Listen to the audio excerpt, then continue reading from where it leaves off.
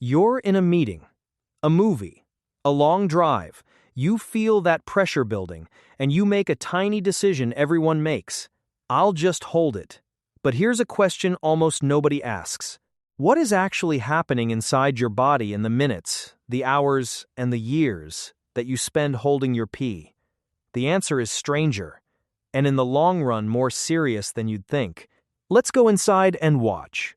First, the good news, because you've probably been a little scared by the internet. If you're healthy, holding it now and then, a couple of hours, a few times a week, is usually fine. Your bladder is a muscle built to stretch, like a balloon that's made to inflate and deflate. So why does this matter at all? Because the danger isn't the one time you hold it, it's the habit. The teacher who never leaves the classroom, the nurse on a 12-hour shift, the gamer who won't pause.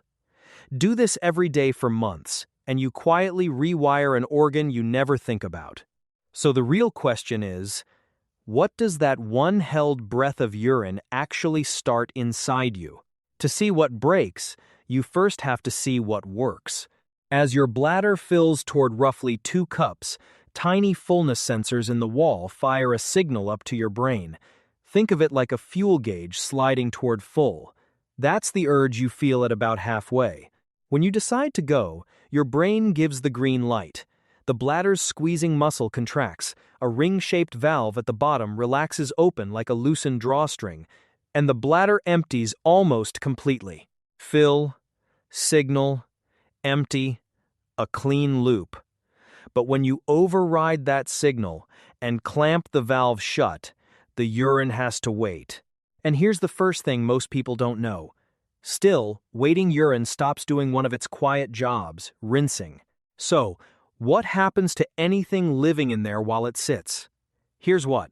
Every normal trip to the bathroom flushes bacteria out of the system, like running water clearing a pipe. Hold it, and you pause the flush. Any bacteria already inside now sit in warm, still urine with time to multiply. Picture a puddle going stagnant versus a flowing stream. One hold won't hurt you, your body handles it. But you've just created the exact conditions that, repeated daily, start to stack up. Meanwhile, the bladder wall is stretching past its comfortable point and the valve stays clamped against a rising tide. Which raises the next question. If you keep doing this every day, what happens to the muscle itself? You've now done this every day for a week, and 2 things change. First, the bacteria. Each day the urine sits longer, the colony gets a longer head start. This is exactly why doctors see so many infections in people who can't step away. Nurses, teachers, drivers. Stagnant urine is a breeding ground, and the result is a urinary tract infection, burning, urgency, that constant need to go. Second, and quieter. The muscle is adapting the wrong way. Stretch a rubber band to its limit over and over, and it stops snapping back. Your bladder's squeezing muscle is the same. Hold habitually, and it slowly enlarges and weakens. That sounds harmless, even convenient. But a weaker muscle raises an uncomfortable question. When you finally do go, can it even empty all the way? Here's the answer, and it's the turning point. A weakened muscle can't squeeze the bladder fully empty anymore, so a little urine is always left behind. Picture a cup you tip out but never quite finish. There's always a puddle at the bottom. Doctors call that leftover residual urine, and it kicks off a vicious cycle. Leftover urine means more standing fluid, which means more bacteria, which means more infection, which weakens the bladder further, round and round. And in that still, mineral-rich puddle, something else can start. Minerals clump together layer by layer, like a snowball forming, into bladder stones.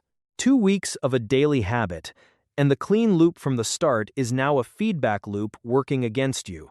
So how far can this actually go? For most people, not to the nightmare, but you should know where the road ends.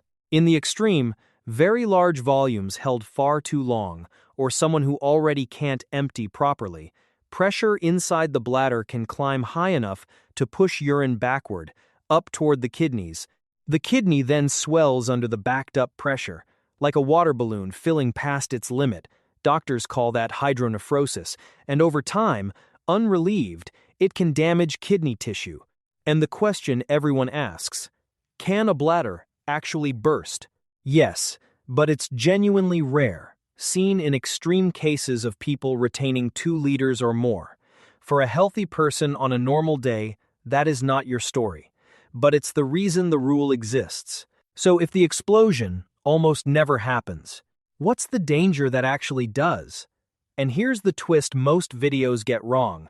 The real danger of holding your pee isn't a dramatic explosion, it's the opposite. It's silent. The most common long-term cost is a bladder that quietly forgets how to do its job. Override the urge signal enough times and the signal itself fades, like an alarm you keep snoozing until one day you don't even hear it. The bladder that's been stretched and weakened starts emptying poorly, with no pain to warn you. No burst, no emergency, just a slow drift toward incomplete emptying, recurring infections, and an organ working at a fraction of its old strength. And the people most at risk aren't reckless. They're the responsible ones who won't step away from patients, students, or the road. The harm hides inside the habit. So, can you undo it? Mostly, yes, and it's simple. Don't wait until you're bursting. For most adults, emptying every 2 to 4 hours while you're awake keeps the muscle strong and the urine moving. Go when your body signals, drink enough water to keep the system flushing, and fully empty when you do.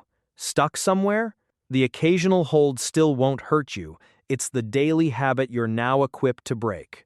Which brings us back to where we started. You're in that meeting, that movie, that long drive, and you think, I'll just hold it. Now you know exactly what that signal is, and why, most of the time, the smartest thing your body can hear is yes. Educational only, not medical advice. Pain, blood in your urine, fever, or trouble going means see a clinician. If this changed how you think about a habit you didn't know you had, subscribe, hit like, and tell us which part of the body we should go inside next.